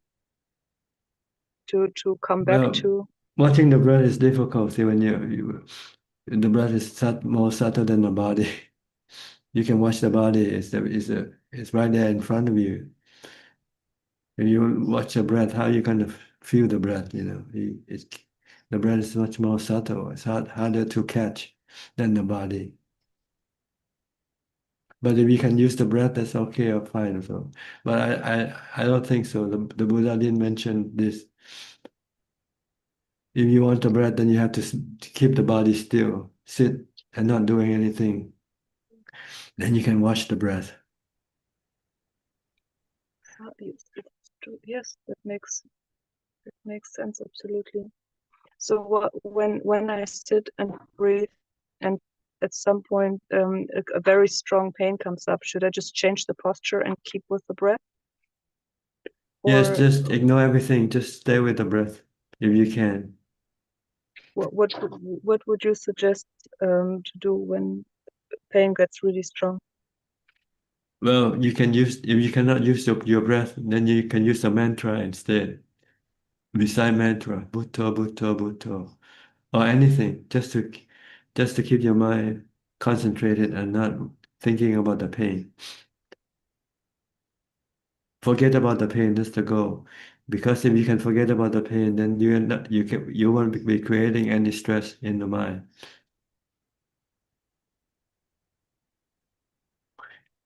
Okay. If you keep thinking about the pain, then you will have cravings for the pain to disappear. Then this can create stress in the mind.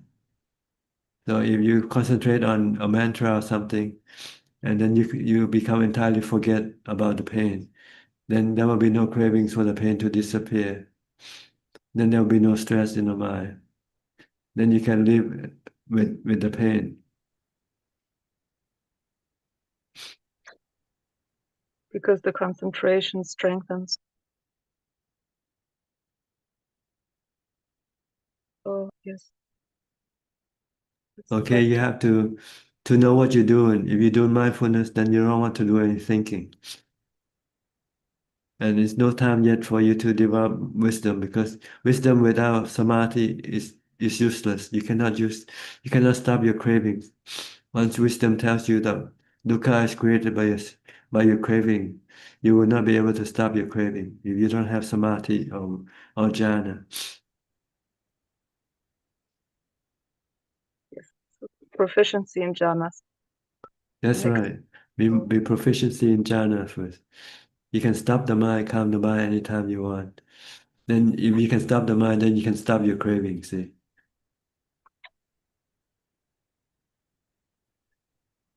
If I absolutely have to think about worldly things, should I make one time for it?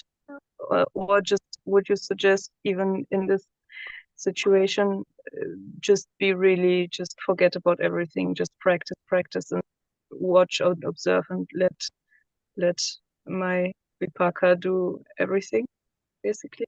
It depends on how intensive you want your practice to be, see? If you want to be very intensive, then you forget about everything else. Just focus on your body all the time. But if you're not that intensive, you still want to think about visa, or you want to think about other things, then this thing can become distraction to your practice. Oh, yes. Because you have to think, and you start to worry, you start to have anxiety. A lot. Mhm. So it depends on what level of practice you are in. If you want to be fully intensive, then you don't pay attention to anything. Just watch your body all the time, from the time you wake up to the time you go to sleep. Yes. Try it, see how it works. You can try it one day, and you can try it one day, see if you can do it. I probably will, yes. Maybe you can set up a period of time that you want to do intensive. Then after that, you might want to do some other thing else.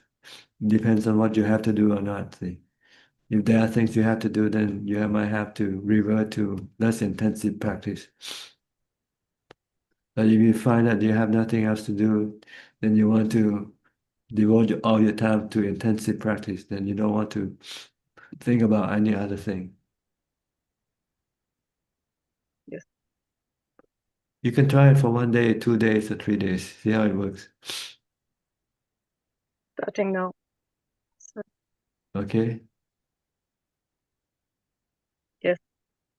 So where are you now in Thailand? Which province are you in?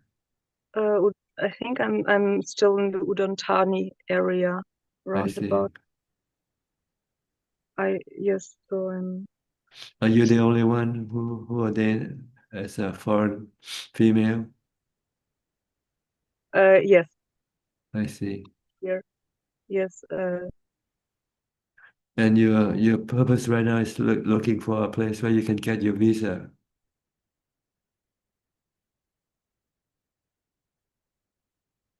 Okay, she's gone.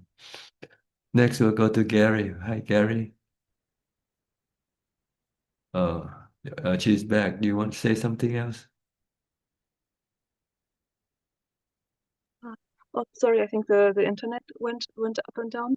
Did I you did see. you did you ask me something? Yes, I see. Your purpose right now, immediate goal is to find some place to get your visa, right? Yes. Yes. Indeed. And you haven't found yet a temple or monastery that will certify for you. Not really. Mhm. So where do you expect to get it then? Or you might just have to fly back in and out to continue with your visa. I don't really have an expectation. I was actually thinking, or I shouldn't be thinking probably. I'm just hoping it will be soon, and obviously I wouldn't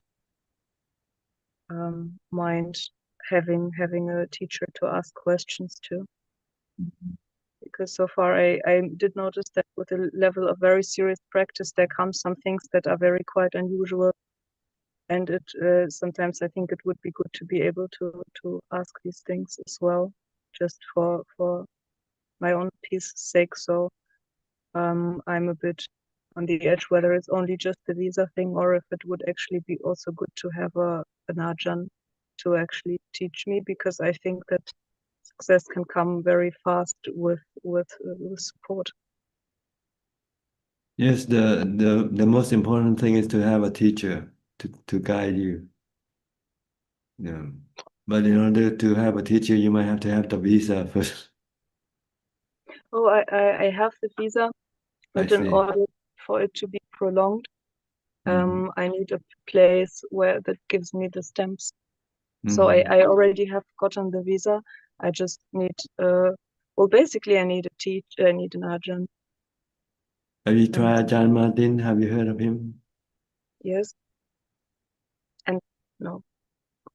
Did you try him? Have you tried him? Yes.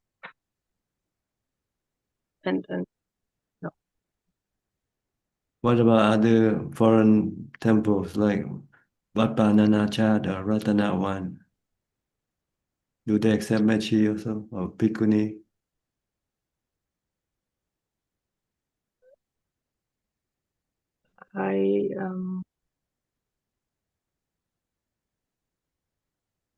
Do you accept Mechis? No, unfortunately, you can stay temporarily a week or two, but not long time. Just as a visitor, not a resident. We don't have accommodation for permanent residents here. Yet. I heard yet. Well, I shall find something. And in the short in the short term, do you think it's a possibility to develop something in this direction?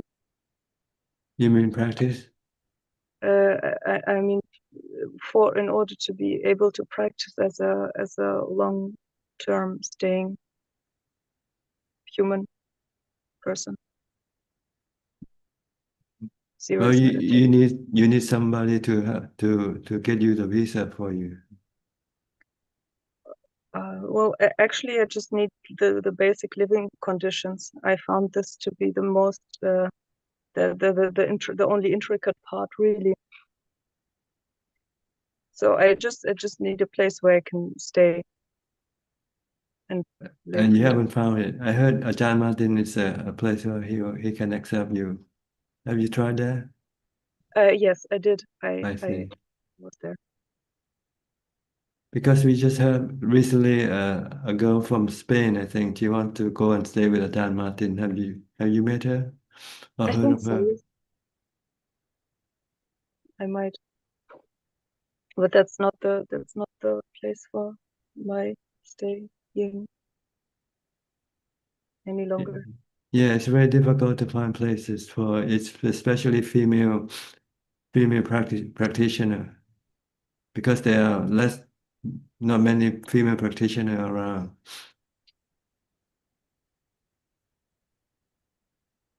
Exactly. Mhm. Exactly. So how very practical question indeed, how to live. Well, I heard that Mechi Gal, have you heard of her before? She's a disciple of Ajaan Man and Ajaan Mahabua. Yes, yes, of course. She has a monastery. Why don't you go try there? I think in Nakhon Phanom or someplace around there. But I mean, she's long dead. Yeah, but her monastery still exists. Oh, really? Oh, Yeah, okay. Wait. and they have Mechi living there. But not without her as an instructor, but maybe somebody else can give you the instruction also. You might have to seek a monastery run by and for female practitioners. Just search in the internet for Mechi monastery or Mechi something.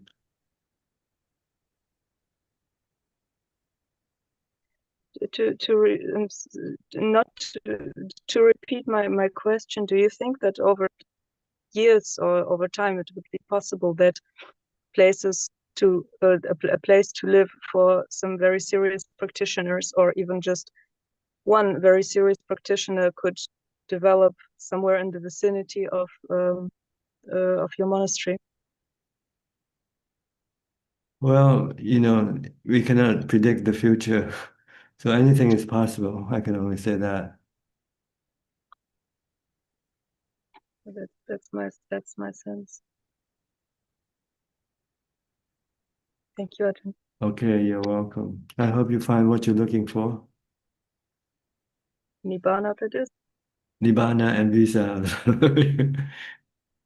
If you can get No, Nibbana, then you don't need Nibbana. visa. If you have Nibbana, you'll be invited to stay forever.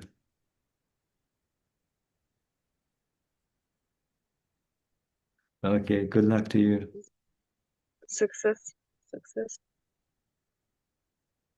All right, next I'll go to Gary. Hi, Gary, Singapore. Hi, Ajaan. Happy to know that you're getting better. Yes, thank you. Yeah, no questions, just happy to be listening in. Okay. Next, Mandy. Hi, Mandy, from Niagara Falls. Ajaan, I hope your body gets well soon and that doesn't cause any suffering.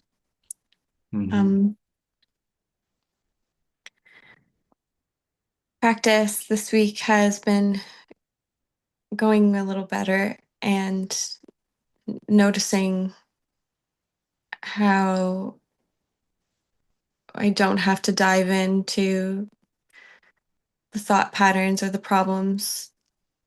And these teachings continue to reassure me that I can just let go of the attachment.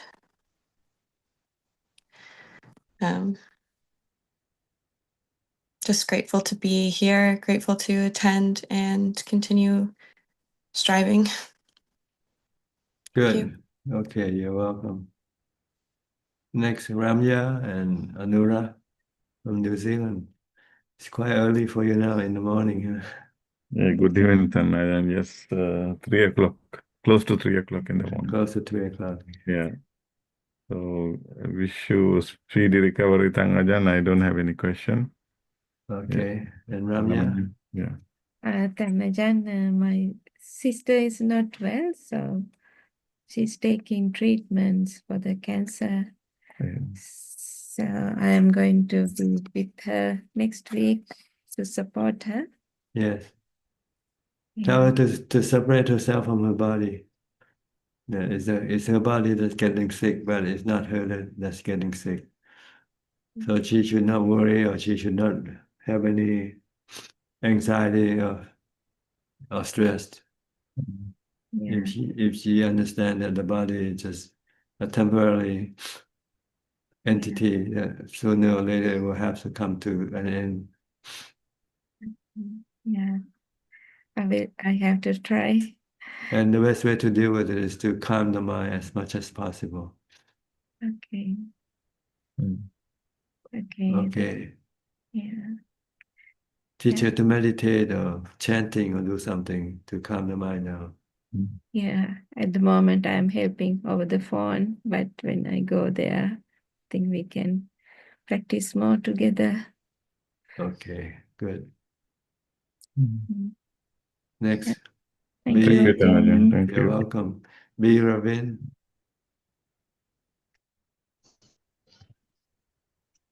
Good evening, Ajaan. I hope you are feeling better soon. Yes. Ajaan, I'll be brief given it's quite late. I just have one reflection. From my meditation practice, I realized that, people like to go to great lengths to getting their view, try hard to get their mind at peace.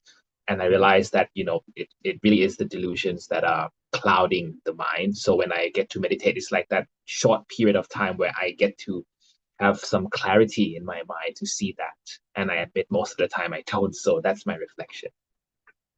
Yes.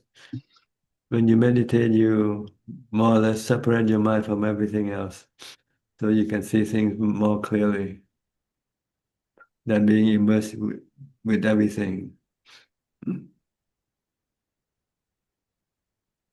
And you see with wisdom that everything will eventually come to an end. It's only the mind that will remain.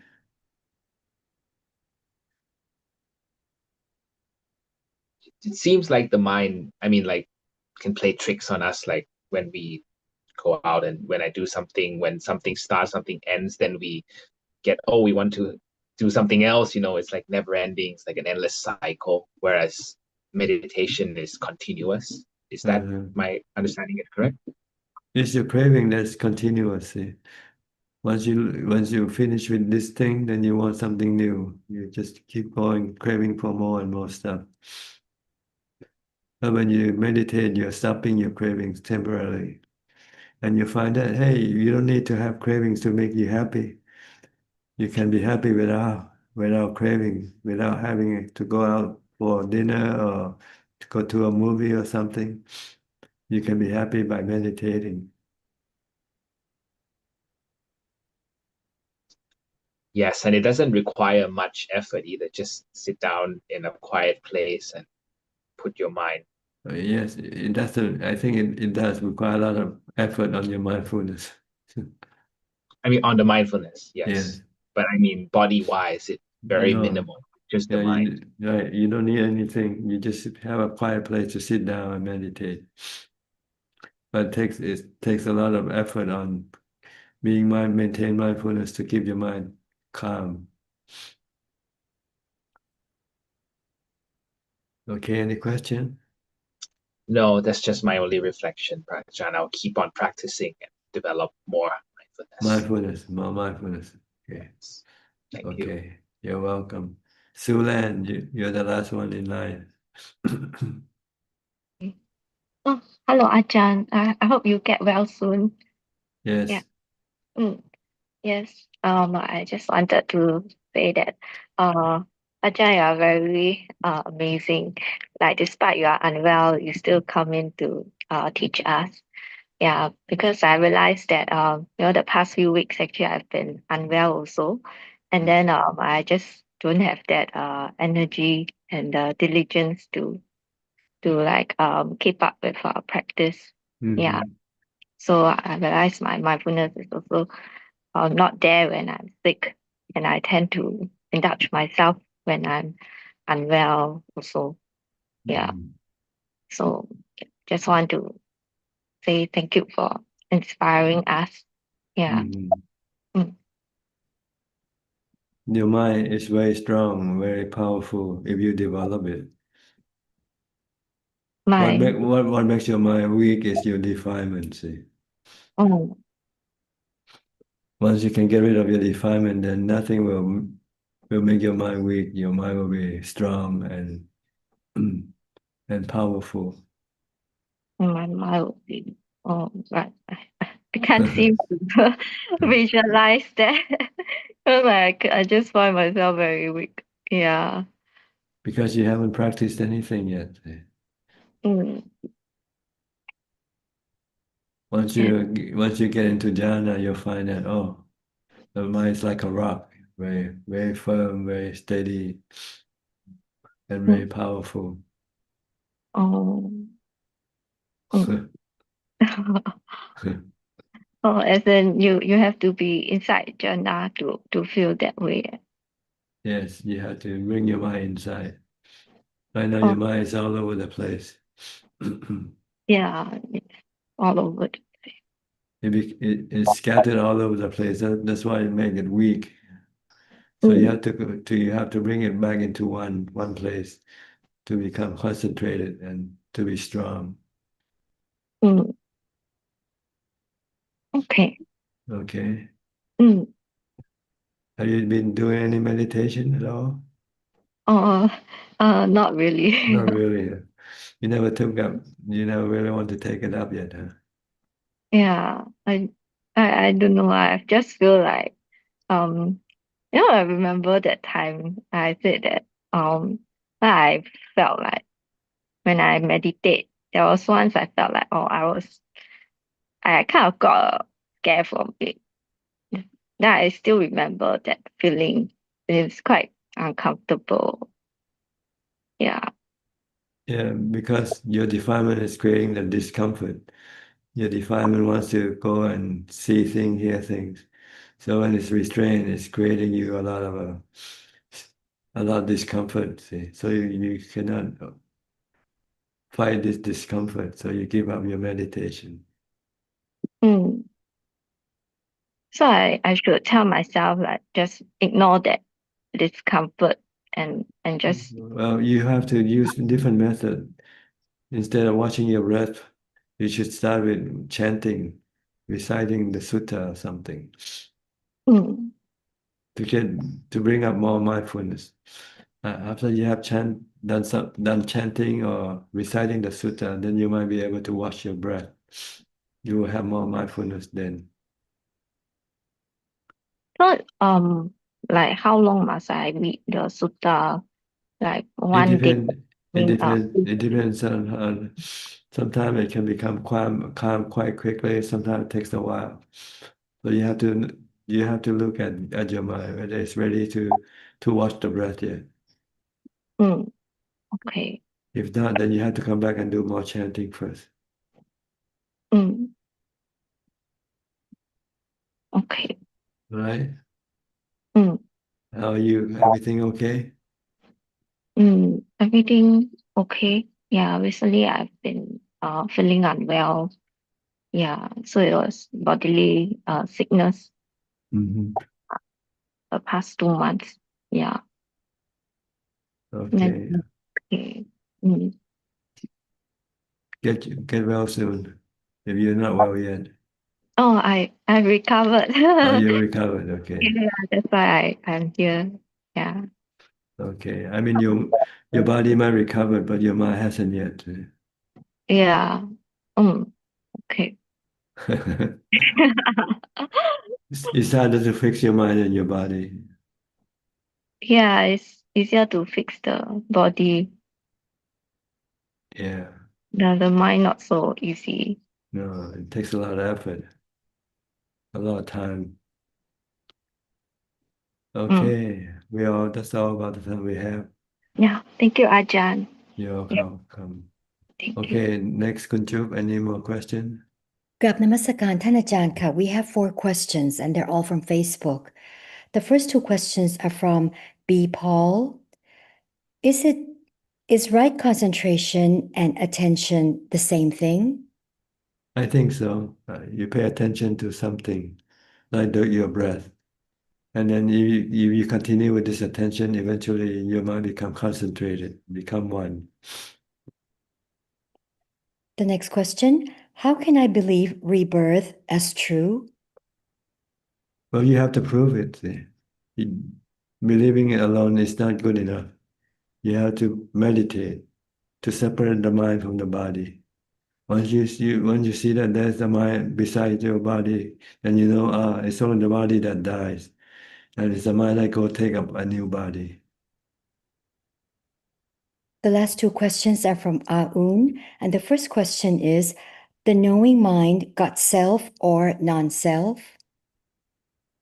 No, it's just a knowing, an element. It's the delusion that create the self in the mind, in the knowing element. If the knowing mind is also impermanent and non-self, but how can the Buddha practice until enlightenment? No, the knowing element is permanent. It's not impermanent. It's like the other 4 elements: the water, the wind, the air, and the fire. They are permanent, but they can form. They can join, combine, and becoming something else temporarily, like the body. But then after a while, they will separate, and then the body will disappear. That is all, ค่ะท่านอาจารย์ Okay. Well, I think that's about all the time we have for tonight. Thank you for your company. I hope this meeting is beneficial and can give you some more inspiration to practice harder. Okay. In the meantime, please stay safe, be mindful, and keep on practicing. And if all goes well, I'll see you all at the same time next week. Goodbye. สาธุเจ้า Thank you, Ajahn. Feel better. Thank you, everyone. Bye bye. See you next week. Bye. Bye.